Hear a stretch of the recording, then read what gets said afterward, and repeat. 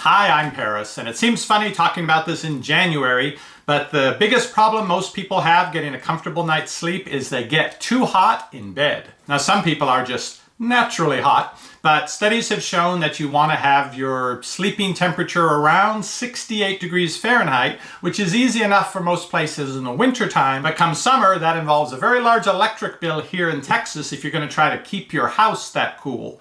So the solution is to keep just your bed that cool. Thanks to the folks at Cool Buddy for sending me their solution to keeping the temperature between the sheets just right.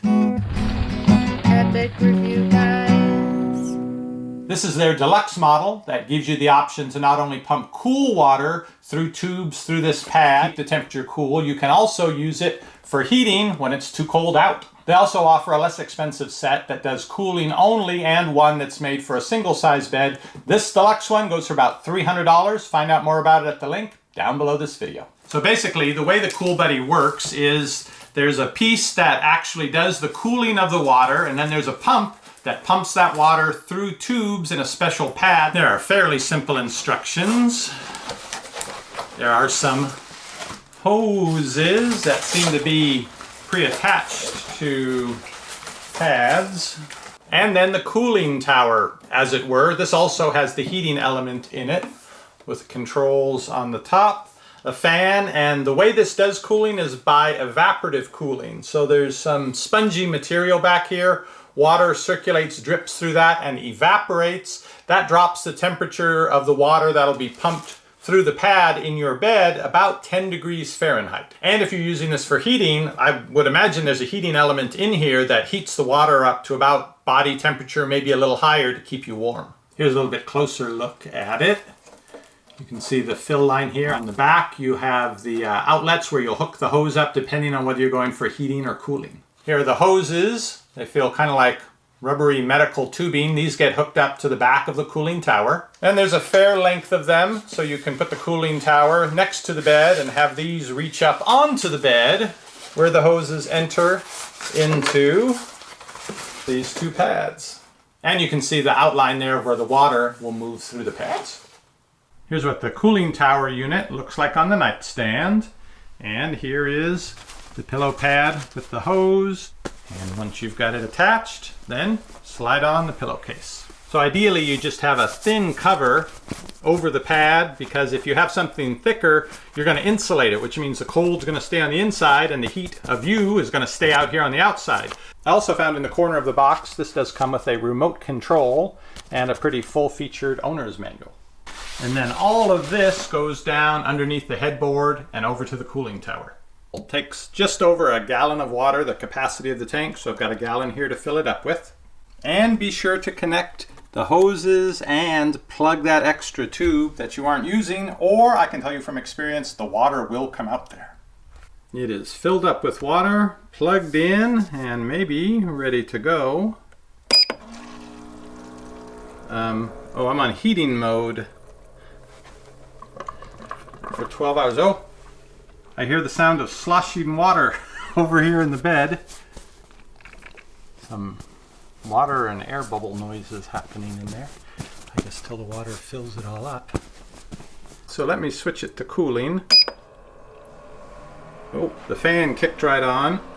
It's blowing right out here, which means it's pulling it in here over that spongy material as it gets it wet and we get the evaporative cooling going on. That's the cheaper way to cool things so you don't use so much electricity at night. I think the levels range from 1 to 5, with 5 being the maximum cooling effect. While it's just getting started, let's check the temperature here. 73.4.5, pretty much 73 degrees Fahrenheit, which also goes for the pad itself. Here in the room, the humidity is in the low 40s and the temperature is about 70 degrees. And the informational screen is just showing the fan going now. Let's see what temperature we are getting. In the pad itself, 66, 64, 65-ish, let's say. And let's pick a spot on the pillow through the pillowcase. In there, so we're 66, 67 degrees. Well, that's a pretty good temperature drop How does it feel? Ooh, it feels cool. Another half hour later, let's see if it's gotten any cooler. 64, 66, so we're still looking at 65-ish on the pad, and a degree or two higher through the pillowcase. Okay, here I go. Well, that's cool. And what's nice is, you know, it's not going to warm up because the cold water will continue to pass through it and keep it cool. And a little bit of water squishing sound. But that is really cool against my face. A couple more hours have gone by. You can see the humidity's bumped up a little, to 48% now. Were I testing this out in the summertime, with the air conditioner going, it would help to circulate the air through the house and keep the humidity lower. So I'm going to sleep the night with this cooling pad on the pillow. If it gets too cold during the night, I'll turn the cooling tower off, and in the morning I'll report back in, let you know how it went.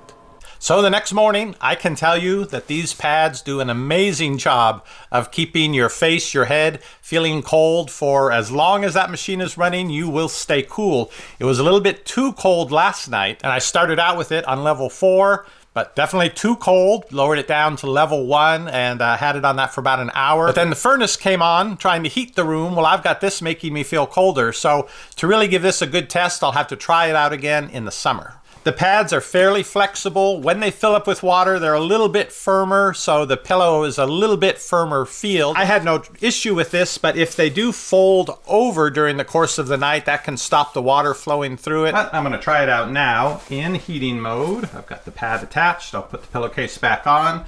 Now, during the night, I could have done this. And if it were just a matter of pushing the button, I would have done that and switched it to heating mode. But you have to come back here and switch the hose from this pipe onto this one and put the plug into this one. And as soon as you remove either of these, if there's water in here, some of it starts dribbling out. So it's not something you want to do half awake in the middle of the night.